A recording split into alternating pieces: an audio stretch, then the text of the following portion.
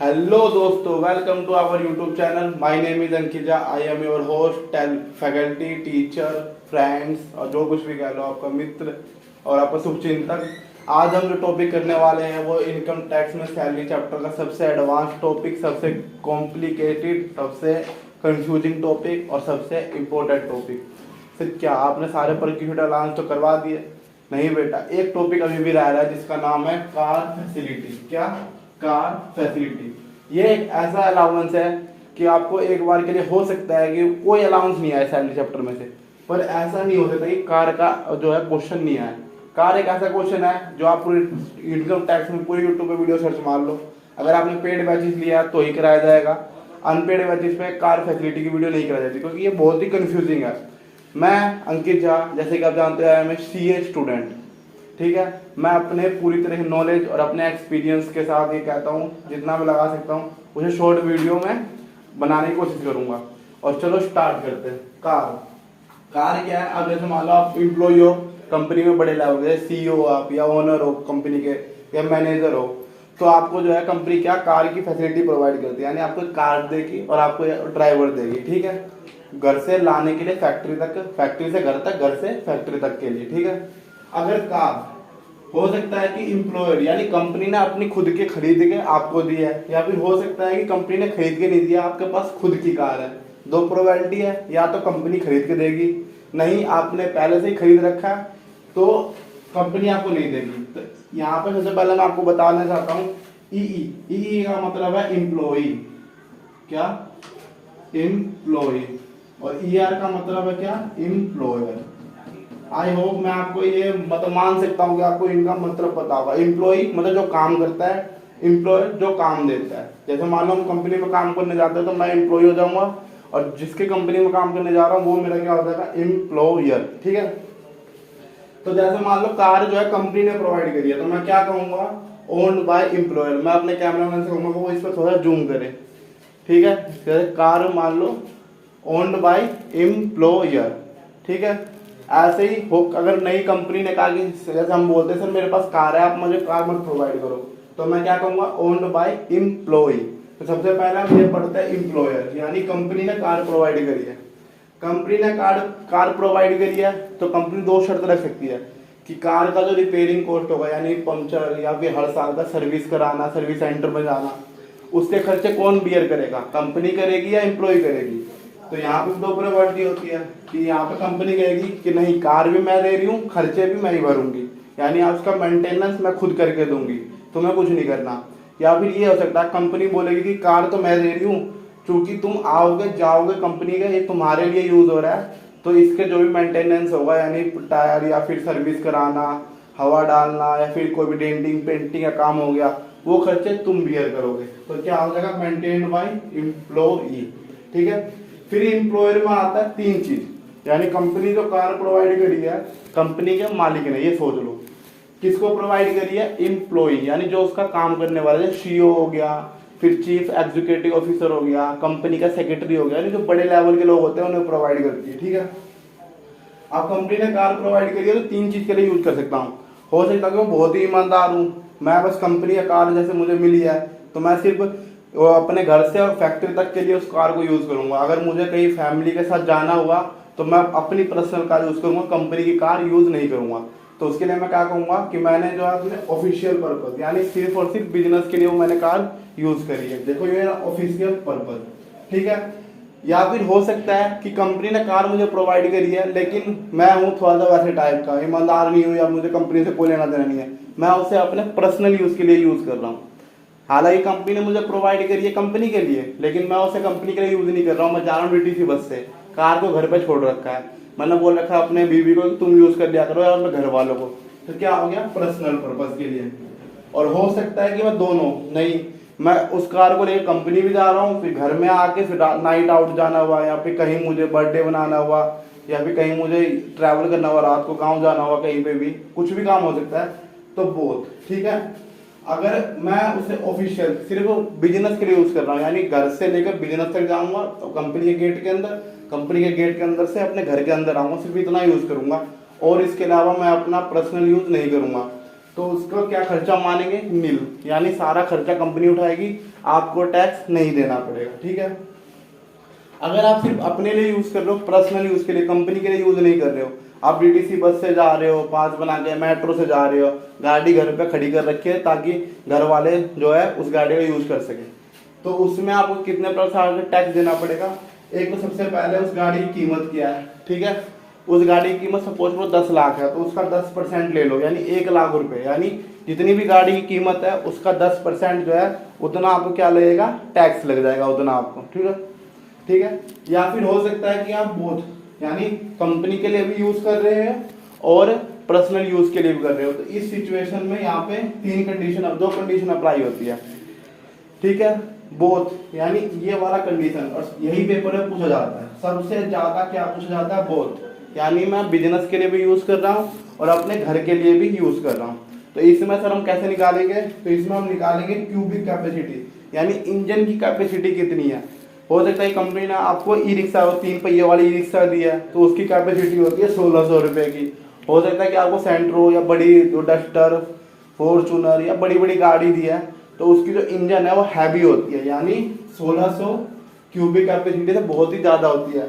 1600 cubic side, हो सकता है वो ई रिक्शा जो आती है सारथी, वो दे रखा आपको आने जाने के लिए कंपनी ने, छोटी कंपनी है, यानी कल ही खुली हुई है और आपको बुलाया हो उसके काम के लिए, तो हो सकता है कि आपको उसने वो प्रोवाइड कराओ। अगर 1600 यानी छोटी वाली गाड़ी है जिसका इंजन बहुत ही लो है, 1600 इंजन वाली है, तो कितने रुपए टैक्स लगेगा, 1800 रुपया पर मंथ का। और अगर आपको कंपनी ने ड्राइवर दे रखा है, अगर कंपनी ने आपको ड्राइवर दे रखा है तो 900 रुपया और ऐड कर देना। अगर नहीं, आपने कहा कि मुझे गाड़ी दे दो, मुझे गाड़ी चलानी आती है, मुझे ड्राइवर की जरूरत नहीं है, तो खाली कितना लगेगा, 1800 रुपया। पर अगर आप कहते हो कि मुझे गाड़ी चलानी नहीं आती है, मुझे ड्राइवर भी चाहिए, तो क्या लगेगा, आप 900 रुपया और एक्स्ट्रा जोड़ दोगे। कंडीशन याद रखना, क्वेश्चन में जब तक ना कहे कि मैं कंपनी ने उसे ड्राइवर दिया, जब तक ये 900 रुपया नहीं लेने का, खाली क्या लोगे, 1800 रुपया। ठीक है। क्वेश्चन में बताएगा, क्वेश्चन में आपको बताएगा कि ड्राइवर भी प्रोवाइड करा कंपनी ने, तो ही आप क्या लोगे, 900 रुपया। ये ट्रिकी पॉइंट है, यहाँ पर क्वेश्चन आपको फंसाएगा। आप बोलोगे सर आपने बताया था, मैं ठीक करके तो आया था, लेकिन गलत हो गया क्वेश्चन, नंबर नहीं मिले, वो यहाँ पे फंसाएगा आपको। ठीक है। फिर दूसरा प्रोबेबिलिटी क्या बनती है कि आपको महंगी कार दी है, बड़ी, जो जिसकी जो इंजन है वो 1600 ज्यादा है, ये 1600 सीसी, आपको ऐसा वर्ड लिखा मिलेगा, कितना, 1600 से ज्यादा है, तो कितने रुपए के हिसाब से टैक्स लगेगा, 2400 रुपया पर मंथ। देखो यहाँ पे था 1800, यहाँ पे कितना है, 2400 रुपया पर मंथ। और अगर आपको उसके साथ ड्राइवर भी दिया कि नहीं, ड्राइवर भी हम प्रोवाइड करेंगे, बड़ी गाड़ी आप पे नहीं चलेगी सर, आपको इनके फीचर समझ नहीं आएंगे, तो 900 रुपया क्या है, ड्राइवर का भी आप क्या कर दोगे और ऐड कर दोगे। ठीक है। अब कंडीशन नंबर 1 क्या थी कि कंपनी की कार है, कंपनी ही मेंटेन कर रही है, उसकी 3 सिचुएशन बनी। अब कंपनी की कार है, कार किसकी है, कंपनी ने खुद से खरीद के दिया है, लेकिन क्या कहा कंपनी ने, भाई इसका जो भी छोटा मोटा खर्चा होगा तू अपनी जेब से पे करेगा, मैं नहीं पे करूंगा, नहीं मैं इसका इतना झंझट लूंगा, मैंने तुझे कार प्रोवाइड कर दिया, अब इसका जो रिपेयरिंग कराना, डेंटिंग पेंटिंग कराना, मॉडिफाई कराना, वो सब क्या है, वो सब तेरी जिम्मेदारी है। ठीक है। वही है, अगर एम्प्लॉय कर रहा है तो इसमें भी 2 कंडीशन, अगर छोटी गाड़ी है जिसका 1600 क्यूबिक कैपेसिटी है, छोटी सी गाड़ी है, ई रिक्शा है सपोज करो, उससे वही होती है 1600 की, तो क्या लोगे आप, 600 रुपया पर मंथ के हिसाब से। और अगर ड्राइवर भी दे रखा है तो 900 रुपया, ड्राइवर का जो इनकम टैक्स में 900 रुपया, यानी ऐसा मानती है सरकार की ड्राइवर जो है 900 रुपया ही लेता सब महीने का, महीने में 900 रुपया महीने को काम कर लेगा आपके पास, सरकार का मानना है। आपको लगता है तो कमेंट करें यस सर, नहीं लगता है तो भी कमेंट करें नो सर। और अगर आपको वीडियो अच्छी लग रही हो, ये टॉपिक समझ आ रहा हो, तो वीडियो को लाइक करें, चैनल को सब्सक्राइब करें, टेलीग्राम को ज्वाइन करें, क्योंकि ये नोट्स सिर्फ आपको टेलीग्राम पे प्रोवाइड होंगे, ये डिस्क्रिप्शन में नहीं दिए जाएंगे। ठीक है। यदि एम्प्लॉय है, अब उसको महंगी गाड़ी दी है कंपनी ने, बोला है कि डस्टर ले ले, डस्टर से आई हो जाएगी क्योंकि तू सीईओ है, अगर तू बड़ी गाड़ी में आएगा तो हमारी कंपनी का भी नाम होगा। ठीक है। तो कंपनी ने प्रोवाइड की डस्टर, डस्टर का इंजन बहुत ही हैवी होता है, आपको ही पता है, तो उसके लिए फिर क्या 900 रुपया पर मंथ के हिसाब से चार्ज लगेगा। और अगर डस्टर चलानी नहीं आती मुझे तो ड्राइवर भी कंपनी देगी, तो ड्राइवर कंपनी देगी तो 900 रुपया और एक्स्ट्रा में जोड़ देंगे। हमेशा मैं अभी भी कह रहा हूँ, जब तक क्वेश्चन नहीं कहेगा कि कंपनी ने ड्राइवर प्रोवाइड करा है, जब तक 900 रुपया नहीं लेंगे आप, ठीक है। जैसा कि अभी हमने पढ़ा था, जो कार जो है किसने, कार जो है एम्प्लॉयर को प्रोवाइड करी थी कंपनी ने। अब सपोज करो जो कार जो है एम्प्लॉय के पास खुद की है, यानी जो कार जो है एम्प्लॉय के पास खुद की है, कंपनी ने पूछा क्या तुम एम्प्लॉय से, क्या तुम्हारे पास कार है या मैं प्रोवाइड करूं। पिछली बार हमने क्या पढ़ा था कि एम्प्लॉय ने कहा था मेरे पास कार नहीं है, आप ही प्रोवाइड कर लो। अभी थोड़ी देर पहले ही पढ़ा हमने, रिवाइंड करके देख सकते हो। अब की बार एम्प्लॉय ने कहा कि नहीं सर मेरे पास कार है, ओके, तो यानी कार है, एम्प्लॉय के पास कार है, ठीक है। अगर एम्प्लॉय के पास खुद की कार है और एम्प्लॉय खुद के कार की मेंटेनेंस भी कर रहा है, यानी मेरी कार जो भी खर्चा डेंटिंग पेंटिंग का वो भी मैं ही कर रहा हूँ, तो सरकार किस चीज का टैक्स लेगी, क्योंकि इनकम टैक्स का एक रूल होता है, इनकम टैक्स मीन्स जो भी आपने इनकम कमाया उस पर टैक्स। तो यहाँ पर कौन सी इनकम हुई, कार भी आपकी है, खर्चा भी आप ही का है, तो कहीं ना इनकम तो हुई नहीं, नुकसान ही हो रहा है हमारा एक्सपेंस, तो इसलिए यहाँ पे क्या हो जाएगा, नील, ठीक है। यानी अगर एम्प्लॉय की खुद की कार है और उसका मेंटेनेंस भी एम्प्लॉय खुद ही कर रहा है, तो क्या हो जाएगा यहाँ पे इनकम नील तो टैक्स ही नील, ठीक है। अब कार एम्प्लॉय की है, ठीक है, एम्प्लॉयर कह रहा है कि जो छोटा पेट्रोल का खर्चा हो गया, डेंटिंग पेंट का खर्चा हो गया, या सर्विस की जो महीने की सर्विस होगी उसका खर्चा हो गया, वो सब मैं प्रोवाइड करूंगी। यानी उसको मेंटेन करने की जिम्मेदारी किसकी है, कंपनी की, यानी एम्प्लॉयर, ठीक है, किसकी है, एम्प्लॉयर। और कार अभी किसकी है, एम्प्लॉय की, ठीक है, ओके। अब जो कार एम्प्लॉय की है, हो सकता है कि एम्प्लॉय कहे सर मैं इसे सिर्फ ऑफिस के लिए यूज करूंगा, जो ये मेरी खुद, हालांकि खुद की कार है मेरी, पर मैं इसे सिर्फ किसके लिए यूज करूंगा, ऑफिस पर्पज के लिए, ये ऑफिशियल पर्पज हो गया, ओके। फिर एम्प्लॉय कहे नहीं सर मैं इसे पर्सनल पर्पज के लिए अपनी कार को यूज करता हूँ, ठीक है, तो ये पर्सनल पर्पज के लिए हो गया। हो सकता है कि वो दोनों के लिए यूज कर रहा है, उसके पास एक ही कार हो, उसी से वो सुबह जाता है कंपनी, आता भी है, फिर रात को मार्केट में चला जाता है, उससे खाने पीने का सामान भी ले आता है, या घुमाने के लिए ले जाता है अपने फैमिली वालों को, तो बहुत पर्पज हो गया, ठीक है। एक नोटिस करो, देखो कार किसकी, एम्प्लॉय की, उसको मेंटेन करने का खर्चा किसका, यानी पेट्रोल सब डालना है, डेंटिंग पेंटिंग करना किसका, एम्प्लॉय का। किसके लिए यूज हो रही है, ऑफिस के लिए, मेरे लिए तो यूज हो नहीं रही है, यानी किसके लिए यूज हो रही है, कंपनी के लिए, तो कंपनी जाने, मैं क्यों खर्चा पे करूँ ना, तो मेरी इनकम भी नहीं हो रही यहाँ पे, तो टैक्स क्या हो गया, नील, टैक्स क्या हो गया, नील, क्योंकि देखो कार मेरी, ऊपर से खर्चा मैं सिर्फ दूसरे लोगों के लिए कर रहा हूँ, तो यहाँ मेरा तो एक्सपेंस हो गया। तो और इनकम टैक्स का एक रूल है, अगर इनकम नहीं होगी तो आपको टैक्स देना नहीं पड़ेगा, क्योंकि ये इनडायरेक्ट टैक्स नहीं है। फिर इनडायरेक्ट टैक्स क्या होता है, जीएसटी, यानी goods and service tax, indirect tax होता है। और डायरेक्ट टैक्स मतलब इनकम टैक्स, यानी डायरेक्टली जो आपसे लिया जाएगा। अब अगर आपने पर्सनल पर्पज के लिए यूज कर रखा है, तो ये कह रहा है कि एम्प्लॉयर को कितना कॉस्ट पड़ा उसको, मतलब हायर करने के लिए, जो एम्प्लॉयर जो आपको कितना रुपए दे रहा है, ठीक है, आपको इसको खुद के काम के लिए एम्प्लॉयर कितना रुपए दे रहा है, वो क्या होगी, इनकम। यानी सपोज करो कार मेरी है, एम्प्लॉयर कह रहा है कि मैं आपको इस कार के हर महीने 10,000 रुपये दूंगा, इसी में आपको मेंटेनेंस जो भी कुछ है, मतलब किराए पे ले लिया एक तरह से, ये मान लो जैसे हम किराए पे नहीं लेते कार, कहीं घूमने जाना होता तो हम बुक कर लेते हैं, वैसे ही मान लो यहाँ पे कह रहा कंपनी कि मैंने इस कार को बुक कर लिया महीने के लिए, और मैं तुम्हें इस कार के 20,000 रुपये दूंगा। इस कार में तुम्हें क्या करना, आना है कंपनी और जाना भी है, इसी में तुम्हारा पेट्रोल का खर्चा है, इसी में तुम्हारा मेंटेनेंस खर्चा है, तो कितना एम्प्लॉयर से मिला है वो पूरा क्या हो जाएगा, टैक्सेबल। फिर अगर दोनों पर्पज के लिए यूज करा, बोथ पर्पज, यानी कार एम्प्लॉय की है, मतलब कार मेरी है, खर्चा कौन दे रहा है, एम्प्लॉयर, ठीक है, और यूज कैसा हो रहा है, ऑफिस के लिए भी यूज हो रहा है और मेरे खुद के पर्सनल यूज के लिए भी यूज हो रहा है। तो इसमें क्या होगा, जो अगर कार जो है मेरी 1600 सीसी तक है, ठीक है, चलो बच्चों यहाँ पे जो हमारे जो लिखने वाले हैं उन्होंने थोड़ी सी मिस्टेक कर दी थी और मेरे से भी हो गई थी, मैंने बिन चेक करे वीडियो चालू कर दिया था, यहाँ पे उन्होंने इसी चीज को कॉपी कर दिया था, क्योंकि आप देख रहे हो फ्रंट चेन दिए होगा। अब देखो मेंटेन कौन कर रहा है, ओल्ड एम्प्लॉय, यानी गाड़ी किसकी है, मेरी, खर्चा कौन उसका भरेगा, एम्प्लॉयर, और उसको यूज कैसा है, ऑफिस के लिए भी यूज कर रहा हूँ मैं और अपने खुद के यूज के लिए भी यूज कर रहा हूँ। तो सर इसका कैसे निकलेगा, सबसे पहला कंपनी आपको कितना रुपया दे रही है, सपोज करो कंपनी आपको 100 रुपया दे रही है, ठीक है, नहीं सॉरी 10,000 रुपया दे रही है, 100 रुपया एक छोटा अमाउंट हो गया, ठीक है।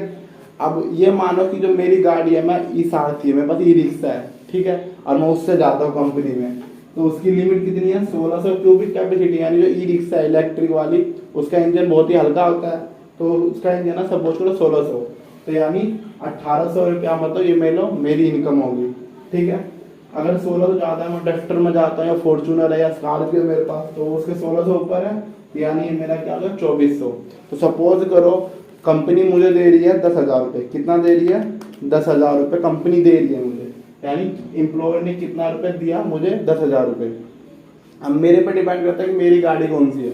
अगर मेरी गाड़ी का इंजन 1600 तक का है तो मुझे 1800 रुपये की छूट मिलेगी, यानी 10,000 में से अगर मैं 1800 माइनस कर दूँ तो देख सकते हो 8200 रुपये का मेरा क्या आ जाएगा टैक्स, ठीक है।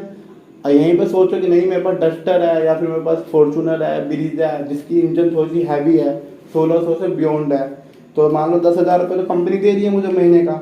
अब मेरी इंजन कैपेसिटी ज़्यादा है तो उसमें से मैं क्या करूँगा 2400 रुपये माइनस, तो अब कितनी हो गया खर्चा, यानी 7600 रुपये मेरा क्या होगा इस बार का मेरा टैक्स हो जाएगा। ये है पूरा कार का जो है हमारा कार परक्यूसिट। देखा आपने कितना थोड़ा सा कंफ्यूजिंग है, हो सकता है कि आप मतलब मैं उतना बेटर तरीके से नहीं समझा पाया, या फिर ये जो है थोड़ा सा ऐसा टॉपिक है जो मतलब लगता है आपको पहली बार में लगा हुआ सर क्या कह रहे हो एम्प्लॉयर एम्प्लॉई इसने मेंटेन करा, ये ऐसे ही टॉपिक है। क्योंकि जाहिर सी बात है दो प्रोबेबिलिटी बनती है एक चीज़ की, या तो गाड़ी किसकी होगी कंपनी की होगी या गाड़ी मेरी होगी, फिर उसमें भी 3-3 पार्ट हो जाते हैं। मैं आशा करता हूँ कि मैंने आपको जितना मैंने पढ़ा जितना मैं कंसाइज कर सकता था काट पीट सकता था, क्योंकि अगर मैं इससे ज़्यादा काटता तो क्या ही पढ़ाता, फिर कंसेप्ट जो हमारा फिर हम कंसेप्ट नहीं पढ़ पाते। और सबसे मेन क्या होता है, सबसे मेन होता है कंसेप्ट। अगर आपको ये कार फैसिलिटी जो है बढ़िया पसंद आई तो इस चैनल को सब्सक्राइब करें, वीडियो को लाइक करें और ज़्यादा से ज़्यादा दोस्तों को शेयर करें। Thank you, Ram Ram.